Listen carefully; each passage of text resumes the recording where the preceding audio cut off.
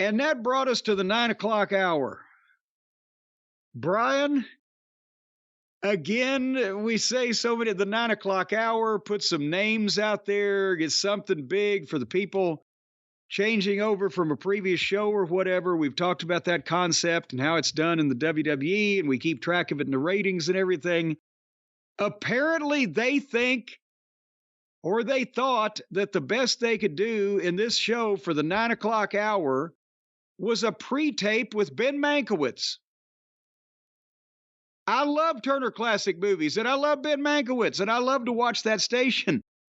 But if I'm watching the goddamn Major League Baseball game, do I want to, if I tune in, do I want to see Ben Mankiewicz do a pre-tape from the TCM, fucking living room for a minute and a half?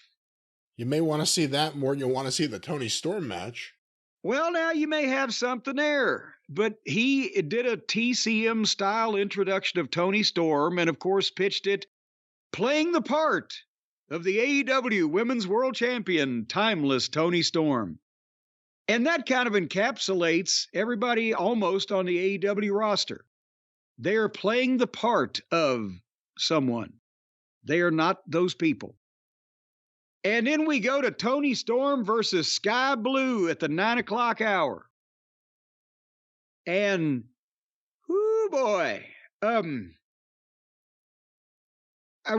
asked you to watch this match. Well, I zoned out on the match because my God.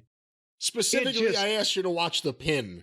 Well, the pin I will get to, but it's just it's the same 4 or 5 girls now, and poor Toni, she had something there, and they couldn't they just couldn't keep it to anyway. The finish is Toni Storm gives Blue Skye a really awkward superplex and does the ass in the face spot. And then old Blue Skye tried a jackknife where she double-legged her and tried to do the jackknife, but Toni reversed it, rolling over like she was supposed to have her in a sunset flip position. And Paul Turner counted it. But the problem was that old Skye's shoulders were on top of Toni Storm's thighs. The only part of Blue Skye that was actually even touching the mat was the top of her head. And the referee just counted it. And, we got an email from from one of the listeners, and a lot of people pointed it out on Twitter. But the email asked the question, at what point does the referee, even if it's the finish, have a responsibility to say, I can't count this, and this was an example of it? Because sometimes you can get away with it, or you can say the referee was out of position. It's a big main event world title match. I'm not talking about the women's world title in AEW. I'm talking about something important. And, you can get by with it. But I've seen, and we've all seen in some cases, not in AEW, of course, but in actual wrestling, somebody go for a cover and the referee say, you're under the ropes, I'm not going to count it. Or, no, the shoulder ain't down, I'm not going to count it. That happens from time to time, enough where we've all seen it. And if it's obvious to the referee, he's got to call it. Because if it's obvious to the referee that the leg is under the ropes or the shoulder is not down or whatever, then the people in the building can see it too. And that's where the referee has to say, I can't count that. Give me something else. What the fuck? And he should never get any heat for that.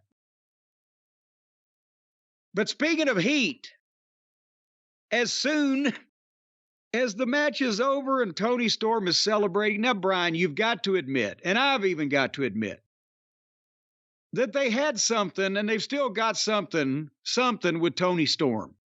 She looks great. She's great herself. They didn't know how to control the gimmick, and they let it run away to where now it is what it is. But she's a talent, and they pushed her, and she's the champion. Did she deserve to be put in the position that they were about to put her in on national television. Music played as Toni Storm was celebrating in the ring, and there came Riho. Her name is Riho, and she won't draw 50 grand. Skipping down the ramp comes the mousy, diminutive pretend wrestler who, if they do a Japanese remake of Rocky, will be an excellent Adrian, but otherwise should never be in any type of media or entertainment. And she got in the ring and was smiling and waving at Toni Storm, and then ducked something, hit the ropes where the ropes didn't bend because she's not heavy enough, and hit a shitty drop kick. And Luther had to carry Toni Storm out in his arms like a little baby. And Riho is back. And not only that, but now they've got Toni Storm, the women's champion. The closest thing they still have to a legitimate talent in the female fucking division. Well, is Statlander still around? Who knows? And she's fucking running around and bumping around for this fucking little idiot. This little mousy, frilly pet project of Kenny Olivier's. It's embarrassing. The best was her getting in the ring and just waving hello. Yes, she just waved hello, like hello. Because she would be happy to see her at this moment. She looked like a Japanese Eugene. Oh, come on. Eugene looks like Fez now next to this fucking gimmick. Well, AEW is just doubling down on being AEW right now, and I think it's only going to get worse. And that was the whole 9 to 9:15 quarter was this business. Ben Mankiewicz and Toni Storm and Riho. So we're going to look at the ratings here in a few minutes. But, Brian, am I wrong in thinking that a large portion of the wrestling fan public at large, according to the Twitters we've seen and the emails we've seen and the comments that we've seen on the YouTubes and etc., am I wrong thinking that a lot of these people think that Riho needs to find another line of work?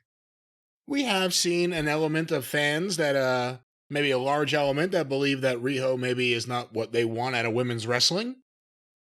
There are a lot of people saying that they wish that Riho would find a new career and stop darkening our television screens with her ominous shadow.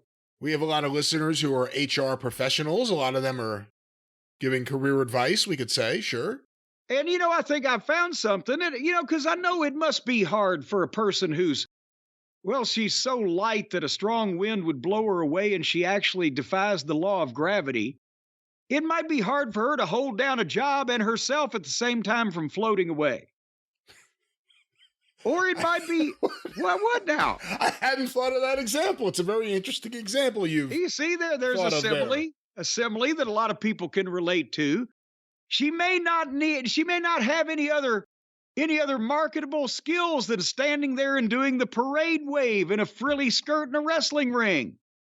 So she doesn't know what direction to take. She needs help. Well, I'm telling you right now that if we could hook Riho and a lot of these AEW wrestlers up with our friends at Shopify, then it would be a better TV program and their lives would improve because they could actually learn to sell things at Shopify because they don't sell anything right now. And at the same time, they would be making a good, comfortable living for themselves and their family without stinking up our entertainment. So it'd be a win-win. And folks, you don't even need to be bad on television to work with Shopify. They'll work with you if you're not even on television at all, as strange as that may sound.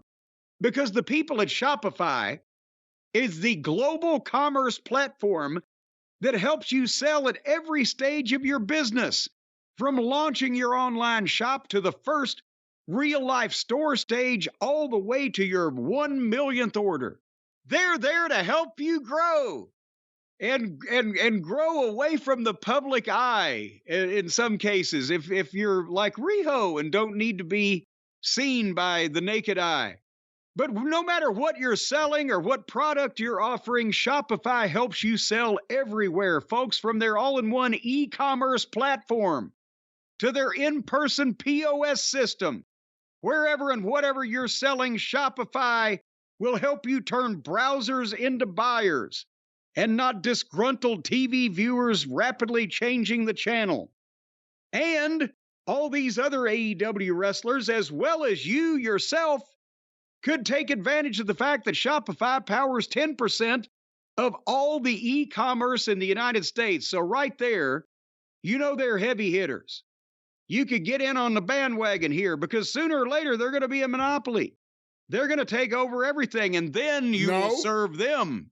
They will not be a monopoly. They will strive to not monopolize what is a marketplace for many people, but they will succeed in getting great ways to sell your stuff with Shopify, and you can do that today, right, Jim?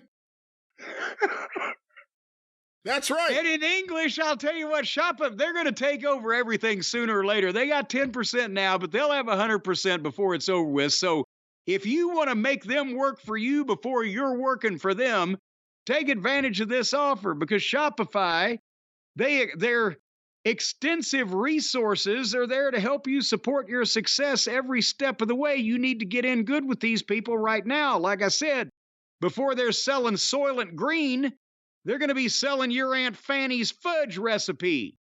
So for Aunt Fanny's fudge or a whole lot more, right now you can sell anything as long as it's legal. In some cases, there is a gray area. More on that later. If it's legal, there is no gray area. There's only a green area for money for legal things with Shopify.